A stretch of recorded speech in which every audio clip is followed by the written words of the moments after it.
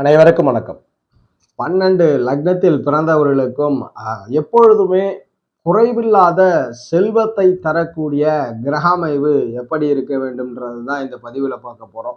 நிறைய வீடியோ பதிவுகள் நம்ம சேனல்லே பணம் கொடுக்கக்கூடிய யோகங்களை பற்றி பதிவேற்றம் செஞ்சுருக்கோம். இருந்தாலும் கூட நிறைய சந்தேகங்கள், நிறைய ஜாதகங்களை பார்க்கும் பொழுது அவர்களுடைய கேள்விகளும் என்ன இருக்குன்னா, எப்பொழுதுமே வாழ்க்கையில் செல்வத்திற்காக கஷ்டபலனை ஏற்படுத்தி கொள்ளாத சூழல், அல்லது எவ்வளவு கடன் இருந்தாலும் தன்னுடைய தேவைக்கு ஏற்ப ஒரு ஜாதகர் கையில எப்பயுமே பணம் இருக்கணும்னா அதற்கு எந்த தசை நடக்கணும், எந்த கிரகம் எப்படி இருக்கணும்ன்ற கேள்விகள் அதிகமா வருது. ஸோ கமெண்ட் செக்ஷன்லயும் பார்க்க முடியுது. அதன் அடிப்படையில தான் இந்த வீடியோ பதிவு. உங்களுக்கு எத்தகைய கடன் இருந்தாலும் சரி, எந்த நிலையில நீங்க டவுன்ஃபால்ல பிஸ்னஸ் இருந்தாலுமே உங்களுக்கு தேவைப்படும் பொழுது பணத்தை கொடுக்கக்கூடிய கிரகங்கள் எப்படி இருக்கும் உங்களுடைய ஜாதகங்கள்ல, இந்த கிரகமைவு இருந்தால் நீங்க பயப்படவே தேவையில்லை. எந்நிலை சென்றாலும் உங்களுக்கு தேவைக்கேற்ப பணம் வந்து கொண்டே இருக்கும் அப்படின்ற விதி என்னன்றது தான் பார்க்க போறோம். 12 லக்னத்தில் பிறந்தவர்களுக்கும் நாம சொல்ல போகின்ற கிரக இணைவு இருக்கும் பட்சத்துல கண்டிப்பா அந்த ஜாதகர் எவ்வளவு கடன்ல எவ்வளவு பிரச்சனைகள் இருந்தாலும் அவருடைய தேவைக்கான செல்வ வளம் அவரை வந்து சேரும்ன்றத உறுதியா சொல்ல முடியும். அந்த வகையில மேஷம் முதல் மீனம் வரை அதனுடைய கிரக அமைவு என்னன்னு பார்க்கலாம். அதுபோல நம்ம பொதுவா பணபர ஸ்தானங்களாக எதை வரையறுக்கிறோம்னா, 2ஆம் இடம் ஒரு ஜாதகத்துடைய சிறுபணத்தையும், 4ஆம் இடம் ஒரு ஜாதகத்தினுடைய பெருமணத்தையும், 5ஆம் இடம் அதிர்ஷ்ட பணத்தையும், 8ஆம் இடம் திடீர் பணத்தையும், 11ஆம் இடம் லாப பணத்தையும் உறுதிப்படுத்துகிறது. ஸோ இந்த 4ஆம் இடம், 5, 8ஆம் இடம் இந்த 3 பாவங்களுமே ஓரளவுக்கு மேல அசட்டாகவும் அவங்களுக்கு கிடைக்கக்கூடிய அதிர்ஷ்ட அமைவுகளும் இருக்கும். ஆனா ஒரு ஜாதகர் தன் கையில் இருந்து, ஏன்னா 4ஆம் இடம் கூட உங்களுடைய அசட் வந்துடும். வீடு, வாகனங்கள் முதலிய பெரும் பணங்கள்லாம் உங்களுடைய பெயர்களில் இருக்கக்கூடிய அசட் ஆகிடும். அதுபோல 5ஆம் இடம் கூட பிறர் கொடுக்கக்கூடிய அதிர்ஷ்ட பணங்களாக வந்துவிடும்.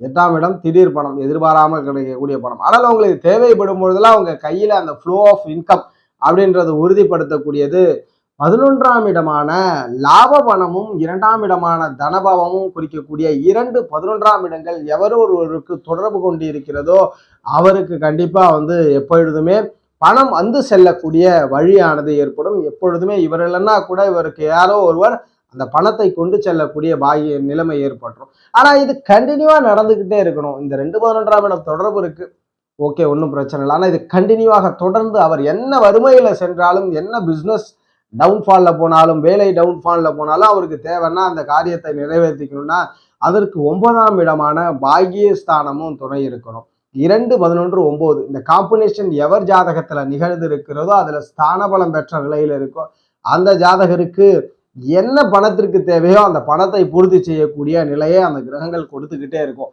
எந்த திசை வேணாலும் நடக்கட்டும், அவயோக நிலையிலே திசை நடந்தாலும் ஜாதகருக்கு அவருடைய அடிப்படை மனிதனுக்கு என்ன தேவையோ அத்தனை விதமான பலன்களும் கிடைக்கும். ரொம்ப மோசமான சூழ்நிலைக்கு அவரை கிரகங்கள் கொண்டு செல்லாதுன்றதுதான் விதி. அதன் அடிப்படையில தான் ஒவ்வொரு லக்னத்திற்கும், ஏன்னா நம்ம பொதுவான விதியா தான் சொல்றோம், ஆனா ஒவ்வொரு லக்னத்திற்கும் இந்த கிரக இணைவு இருந்தா யோகம் அப்படின்றத பார்க்கும் பொழுது, மேஷ லக்னத்துல பிறந்திருக்கிறீங்க, எப்பொழுதுமே தனத்தில் பிரச்சனை இல்லாம பணத்தை கொடுக்கறது மேஷத்திற்கு 2ஆம் இடமான வாக்குதன ஸ்தானமான அந்த சுக்கிரனும் 11ஆம் இடமான சனி பகவானும், இந்த சுக்கிர சனி காம்பினேஷன் இருக்குன்னா கண்டிப்பா உங்களுக்கு வற்றாத செல்வம் எப்பயுமே உங்க கையில பணம் ஃப்ளோ இருந்துகிட்டே இருக்கும். அது எவ்வளவு கடன்ல இருந்தாலும். ஸோ இது கண்டினியூவா நடக்கணும்னா காரகத்துல இங்கதான் பெரிய சந்தேகம் வரும். மேஷ லக்னத்திற்கு 9ஆம் இடம் என்று சொல்லக்கூடிய பாக்கியஸ்தானத்தின் அதிபதி அவயோகராக வருகிறார். பாக்கியஸ்தானத்தின் அதிபதி சுக்கரன், அதாவது தனாதிபத்திய குடும்பஸ்தானத்திற்கு அவயோகரா வருகிறார். இது பலன் எப்படி இருக்கும்? நிறைய பேர் கேள்வி. ஏன்னா குருபகானா இருக்கிறார், குரு சுக்கரனும் இணையும் பொழுது அங்க காரக முரண்படுமே. இந்த இணைவை விட இங்கு குரு பார்வையில் இந்த சனியும் சுக்கரனும் இணைந்த ஜாதகர் யாரோ அவருக்கு எப்பயுமே பணம் வந்துட்டு இருக்கும். அதே குரு பகவான் கூட இணைஞ்சிடறார், என்ன பண்ணும்னா சுக்கரனுடைய ஆதிபத்தியம் சீர்கிடும், குடும்ப வாழ்க்கையில பாதிப்புகள் ஏற்படும். ஆனால் பார்வை வரும்பொழுது குடும்பமும் நல்லா இருக்கும், தனபுலமும் அதிகமா இருக்கும். அப்ப மேஷத்தில் பிறந்தவர்களுக்கு, மேஷத்திற்கு மட்டும் இல்ல, இதே விதிகளை சிம்மத்திற்கும் பொருத்தி பார்க்கலாம். எப்படி சொல்றோம்? யாரெல்லாம் நெருப்பு லக்னங்களில் பிறந்தீர்களோ, மேஷம் மற்றும் சிம்ம லக்னத்துல பிறந்தவர்கள், அதுபோல தனுஷ லக்னத்துல பிறந்த இவருக்கெல்லாம் இந்த 3 கிரகங்களோட காம்பினேஷனா ஒண்ணு அவயோக கிரகமா தான் வரும். அதை நம்ம அடுத்தடுத்த பதிவுல பார்க்கலாம். பட் இருந்தாலும் இப்ப இந்த சிம்மத்தை எடுத்துக்கிட்டீங்கன்னா 2ஆம் இடமான வாக்குத்தலத்துக்கு புதன் வருவார், 11ஆம் இடமான லாபஸ்தானத்திற்கு புதனை வருவார். ஆனா பாக்கியஸ்தானத்துக்கு பாத்தீங்கன்னா அவயோக நிலையில செவ்வாய் வந்துருவார். புதனும் செவ்வாய் இணைஞ்சா காரக முரண்பாடு. ஆனா மகாதன யோகத்தை சிம்மத்திற்கு யாரு கொடுக்க முடியும்னா இந்த செவ்வாய் புதனுடைய காம்பினேஷன் தான். அப்ப இது எங்க நிகழணும், எங்க நிகழ்ந்தா நல்லா இருக்கும்? 2 11ஆம் இடத்துல புதன், இருவருக்குமான நட்பு நிலைகள்ல அல்லது அதிநட்பு வீடுகள்ல நிகழும் பொழுது நல்ல பலன். இப்ப என்ன பண்ணலாம்னா இங்கதான் காரக முரண்படும் பொழுது கிரகங்களுடைய பார்வை நல்லது இணைவை விட. அப்ப மேஷ லக்னத்திற்கு சுக்கிர சனி இணைந்திருப்பதை குரு பார்த்தால் எப்பொழுதுமே வற்றாத செல்வந்தராக நீங்கள் இருப்பீர்கள். எங்க இருந்தாலும் அந்த 3 கிரகம் காம்பினேஷன் இருக்கணும். 3 கிரகங்கள்ல சனியும் சுக்கிரன் இணையலாம், குரு இணையக்கூடாது. மேஷ லக்னத்திற்கு பார்த்தோம். அந்த வகையில ரிஷப லக்னத்துல ஜனனிச்சிருக்கீங்க. ரிஷபத்தை பொறுத்த வரைக்கும் நில லக்னம். நில லக்னங்களுக்கு 2ஆம் இடம் புதனாகவும் 11ஆம் இடம் குரு பகவானாகவும் வரும். இந்த புதனும் குருவும் காம்பினேஷன்ல இருக்கலாமா? தாராளமா இருக்கலாம். மிகப்பெரிய காரக முரண்பாடு கிடையாது, ஸ்தான பலத்தின் காரக முரண்பாடு தான். அதனால புதனும் குருவும் இணைவதில் தவறில்லை, புதனும் குருவும் இணையலாம். இந்த இணைந்த காம்பினேஷனோட சனி பகவான் தொடர்பு கொள்ளும் பொழுது மிக யோகம். இந்த 3 கிரகமும் ஒன்றாக இணைந்து ஒரு வீட்டிலே ஸ்தான பலத்தோட இருக்கலாம், தப்பே இல்லை. அதுபோல் மீனத்துல குரு புதன் இணைஞ்சு நீசபங்க யுகத்துல இருந்தாலும் நல்ல பலன் தான். ரிஷபத்தில் பிறந்தவர்களுக்கு நல்ல பலனே பெற்றுத்தரும். குரு புதன் சனி இந்த 3 கிரகங்கள் தங்களுக்குள் தொடர்பு பரிவர்த்தனையோ அல்லது ஸ்தான பலத்தோடு அமரும் பொழுது நீங்கள் ரிஷபத்தில் பிறந்தவர்களுக்கு எந்நிலையிலும் கவலைப்பட வேண்டாம். ஒரு உதாரணத்திற்கு உடனே சந்தேகம் வரலாம், கேள்விகள். ஒரு 30 வயதுல இருக்கிறீங்க, அவயோக மகாதசை நடக்குது. ஒரு 40 வயதுல இருக்கிறீங்க, அவயோக மகாதசை நடக்குதுன்னா அவயோக மகாதசையில என்ன கிடைக்குன்னா உங்களுடைய அடிப்படை தேவைக்கெல்லாம் செல்வம் கிடைக்கும். ஆனா நீங்க அந்த நேரத்துல ரோல்ஸ் ராய்ஸ் கார்ல போகணும்னா கிடைக்காது. அந்த நேரத்தில் நீங்கள் பயணிப்பதற்கு அரசு வாகனமோ அல்லது சிறு வாகனங்களை ஏற்படுத்தி கொடுப்பார். அந்த நேரத்தில் என்ன கமாண்ட்ல கூட கேள்விகள் வரும் நிறைய. இது எண்ணிலை சென்றாலும் உங்களுக்கு மனிதன் சக மனிதன் எப்படி வாழ்றானோ அந்த அடிப்படைக்கான பணத்தை கொடுத்துரும். யோக மகாதசையா இருந்தா உங்களை ரோல்ஸ் ராய்ஸ் கார்ல கண்டிப்பா போக வைக்கும். ரிஷபத்துல யார் பிறந்திருக்கீங்கனாலும் 2 11ஆம் இடம் குரு புதன் சனி இந்த காம்பினேஷன் இருக்கு. ஒண்ணு ஸ்தான பலத்தோட இருக்கு. உறுதியாக நீங்கள் ஸ்தான பலம் பெற்ற சனி பகவானோடு அல்லது புதன் குரு இந்த காம்பினேஷன்ல சாணப்பட்டோட தசை நடக்குதுன்னா உறுதியா நீங்க உங்களுடைய சமூகத்தின் அடிப்படையில எந்த சூழல்ல இருக்கிறீங்களோ அங்க நீங்க ஒரு பெரியாளா இருப்பீங்கன்றதுல மாற்று கருத்தே கிடையாது. மிதுனத்துல பிறந்திருக்கிறீங்க. 2ஆம் இடமான வாக்கு தனத்திற்கு ஆதிபத்தியம் பெறவர் சந்திர பகவான். அதுபோல் 11ஆம் இடமான லாபஸ்தானத்திற்கு ஆதிபத்தியம் பெறவர் செவ்வாய் பகவான். சந்திரனும் சனி பகவானும் கூடி இருக்க வேண்டும், சந்திரனும் சனி பகவானும் தொடர்பு கொண்டு இருக்க வேண்டும்.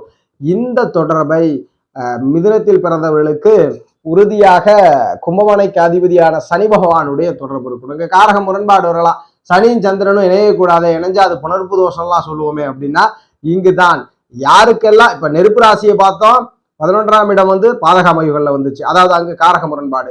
நிலத்திற்கு பிரச்சனை இல்லை, காற்றிற்கும் அதே போலதான். காற்று ராசியில பிறந்தா இணையறதுல காரக முரண்பாடு. அப்ப சந்திரனும் செவ்வாயும் இணைந்து பார்வையை இணைந்திருப்பதுல பிரச்சனை இல்லை. ஆனால் சனி பகவான் இந்த காம்பினேஷன்ல இணையக்கூடாது. சனி பார்வை இருக்கலாம், சனி பார்வை கெட்டது அப்படின்லாம் எடுத்துக்க வேண்டாம். இங்க லக்ன ரீதியில அவர் யோக பலனை செய்வார். என்ன பண்ணுவார், சனி பார்வை ஈடுபடும் பொழுது சனியினுடைய துறைகள்ல இருந்து உங்களை கடின உழைப்புக்கு பிறகு அந்த லாப அந்நியத்தை கொடுப்பார். அப்ப சந்திரனும் செவ்வாயும் இணைந்திருப்பது மிகப்பெரிய யோகம். இந்த இணைவை சனி பார்வை வருவது நல்ல பலம். சனியை இணைஞ்சிட்டார், சரி ஓகே, சனி பகவானே இணைஞ்சிடார். என்ன பண்ணுவார்னா பாக்கிய தடை இருக்கும், பணம் பொருளாதாரம் கொடுத்துருவார், பாக்கியத்தை தடை பண்ணி கொடுப்பார்ன்றதை உறுதிப்படுத்துறோம். அடுத்து கடகலக்னத்துல பிறந்திருக்கிறீங்க. பெரும் தனம் யார் கொடுக்க முடியும்? கடகத்திற்கு 2ஆம் இடமான வாக்கு தனத்திற்கு ஆதிபத்தியம் சூரிய பகவான் பெறுகிறார். அதுபோல லாபஸ்தானத்திற்கு சுக்கிரன் பெறுகிறார். சுக்கிர சூரிய காம்பினேஷன் நல்ல பலனை கொடுக்கும். அதுபோல கடகம் நீர் என்பதனால் நீர் அபாய நீரின் அமையில வர்றதுனால பாக்கியத்தை செய்யக்கூடியவர் மீனனா குருபகானா வருவார். இங்கேயும் குரு பார்வையில தான் இருக்கணும். எப்படி நெருப்பிற்கு சொன்னோமோ அதே போலதான் குருவுடைய பார்வையே சிறந்த பலனை கொடுக்கும்ன்றத மீண்டும் மீண்டும் உறுதிப்படுத்துறோம். ஏன் சொல்றேன்னா கடகத்திற்கு 2ஆம் இடத்திற்கு சூரியனும் லாபபாவத்திற்கு சுக்கிரனும், சூரிய சுக்கிரன் இணைஞ்சிருக்கிறதுல பிரச்சனை இல்லை.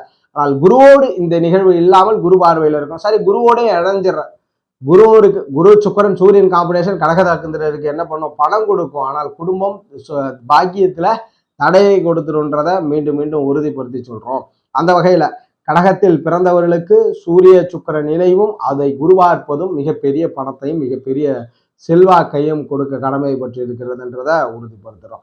சிம்மலக்னத்துல பிறந்திருக்கீங்க. 2 11ஆம் ஆதிபத்தியங்கள் புதனாக வரும். 2ஆம் இடமும் புதன் பகவான் தான், லாபஸ்தானமும் புதன் பகவான் தான். அப்போ புதன் பகவான் உங்களுடைய சுய ஜாதகத்துல ஸ்தான பலம் பெற்று செவ்வாயினுடைய பார்வை, செவ்வாய் இணையக்கூடாது, புதன் செவ்வாய் இணையக்கூடாது, மீண்டும் மீண்டும் உறுதிப்படுத்துறோம், புதனும் செவ்வாயும் இணையக்கூடாது. புதன் செவ்வாய் இணைஞ்சிருக்குன்னா மறுபடியும் குடும்ப பிரச்சனையும் பொருளாதார, அதாவது தன பிரச்சனை வராது, குடும்பத்தில் உறுப்பினர்களோட பிரச்சனை அல்லது பார்ட்னரோட பிரச்சனை பாக்கியத்துல தடை கொடுக்கும், ஆனா பணத்துல பிரச்சனையை கொடுக்காது. புதனை வலுத்த நிலையில் செவ்வாய் பார்வை பெறுவது சிம்ம லக்னத்தில் பிறந்தவர்களுக்கு எப்பயுமே பணம் கொடுக்க கடமைப்பட்டிருக்கிறது. கன்னி லக்னத்துல பிறந்திருக்கிறீங்க, இது போன்ற பெரும் தனங்களை யார் நிகழ்த்த முடியும்னா சுக்கிரனும் சந்திரனும். காரக முரண்பாடு கொண்டாலும் சுக்கிர சந்திர காம்பினேஷன் வேண்டும். அந்த காம்பினேஷனை பாக்கியவானான சுக்கிர பகவான் தான் உங்களுக்கு 2 ஆதிபத்தியமும் வரும். அதாவது மிகப்பெரிய அமைவுகள்ல பாக்கியத்தை செய்கிறவர் சுக்கிரன் தான், 2ஆம் இடமான தனவாக்கு சுக்கிரன் தான். இந்த சுக்கிரன் பார்வை அமைவுகளை இணைவு பெற்றாலும் பார்வை பெற்றாலும் காரக முரண்பாடு தான் இருந்தாலும் கூட சுக்கிரன் வலு கூடி சந்திரன் வலு குறைந்து இணைவு வரும் பொழுது யோகம். அதாவது கடகத்துல நிகழ்ந்துடக்கூடாது. இந்த கடகத்துல இருந்ததுன்னா நீங்க 2ஆம் திருமணம், குடும்ப வாழ்க்கை பாதிக்கப்படும். எப்பொழுதுமே உறுதிப்படுத்துறோம், காரக முரண். இந்த மகாதனம் யோகம் கொண்டவர்கள்ல நிறைய குடும்பங்கள்ல பணம் அதிகமா இருக்கும், ஆனால் குடும்ப பார்ட்னரோட பிரச்சனை இருக்கும், குடும்பம் வாழ்றதுல பிரச்சனை இருக்கும். காரணம் என்னன்னா இது போன்ற 2, 9, 11ஆம் அதிபதிகள் காரக வினை தான். இப்ப சந்திரன் வலுப்பெறவே கூடாது. யாரெல்லாம் கன்னி லக்னத்துல பிறந்திருக்கிறீங்களோ, மகாதன யோகத்திற்கு ஆதிபத்தியத்துல சந்திரன் வந்தாலும் கூட சுக்கிரன் மனையில சந்திரன் இருக்கலாம். நீங்க துலா ராசியா பிறந்திருக்கலாம், இல்ல ரிஷபராசியா உச்சம் பெற்ற நிலையில கூட பிறந்திருக்கலாம், அங்கேயே சுக்கிரன் இருக்கலாம், பிரச்சனையே இல்லை.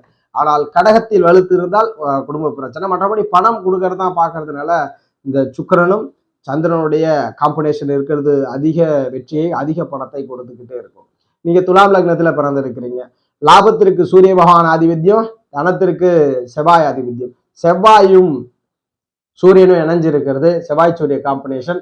அதோட புதனுடைய பார்வை, புதன் இணையக்கூடாது. புதன் இணைந்தால் மறுபடியும் ஒரே விஷயம் தான், குடும்பத்துல பிரச்சனை.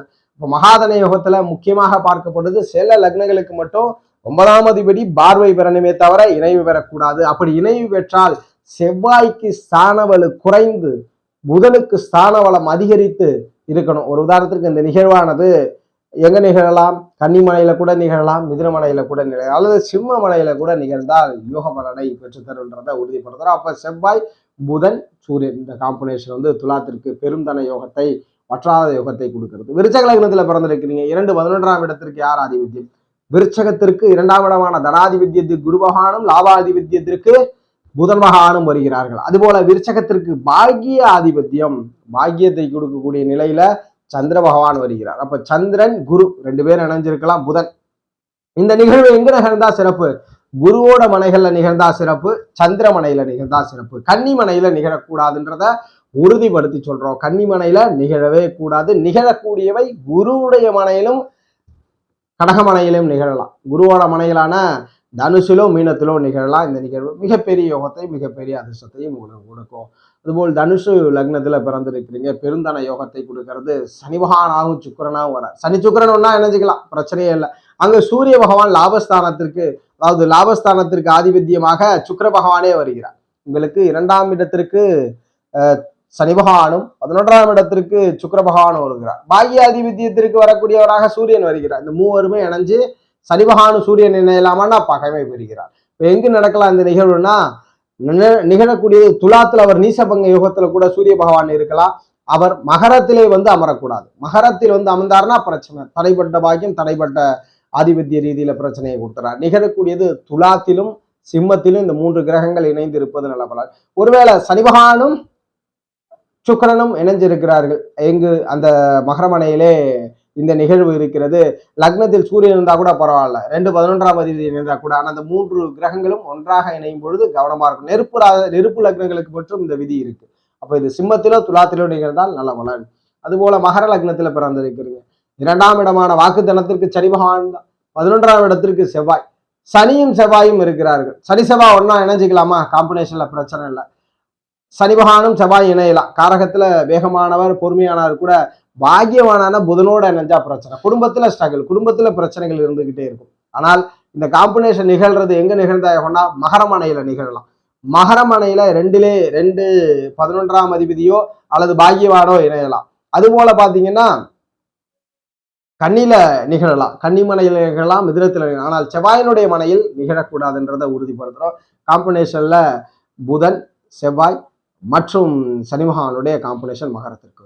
கும்பத்திற்கு எப்படி பெருமானம்? குருவும் 2ஆம் ஆதிபத்தியம் பெறார், அவரே 11ஆம் ஆதிபத்தியம் பெறுகிறார்.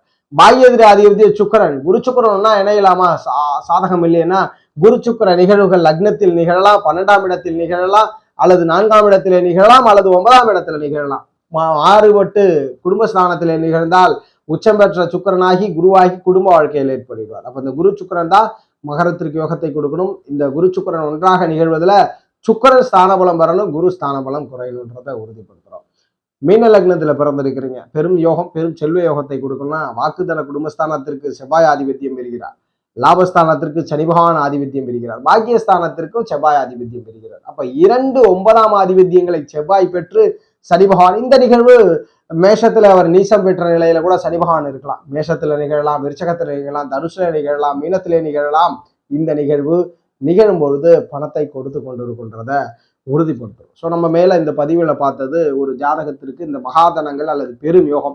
இந்த யோகம் என்ன பண்ணும்னா, ஒரு ஜாதகம் எவ்வளவு கடுமையான சூழல் இருந்தா கூட அவருக்கு ஏதேனும் ஒரு சிறிதளவு செல்வ வளத்தை கொடுத்து சராசரி மனிதராகவாவது வாழ செய்யும். வாழ்க்கையில வீழ்ச்சியை சந்திக்க செய்யாது, தேவைகளை பூர்த்தி செய்து கொண்டே இருக்கும். அவருக்கு ஒரு யோக மகாதசை நடந்து இந்த இணைவு இருந்துச்சுன்னா வாழ்க்கையில மிகப்பெரிய வெற்றியை நோக்கி ஜாதகரை கொண்டு செல்வார்ன்றது உறுதியான ஒரு அமைவுகளாக வந்து விடுகிறது. ஜோதிட ரீதியான தகவல் அல்லது உங்களுடைய சுய ஜாதகம் சார்ந்த சந்தேகங்களுக்கு ஸ்கிரீன்ல தெரியுற நம்பரை தொடர்பு கொள்ளுங்க. வாழ்க வளமுடன்.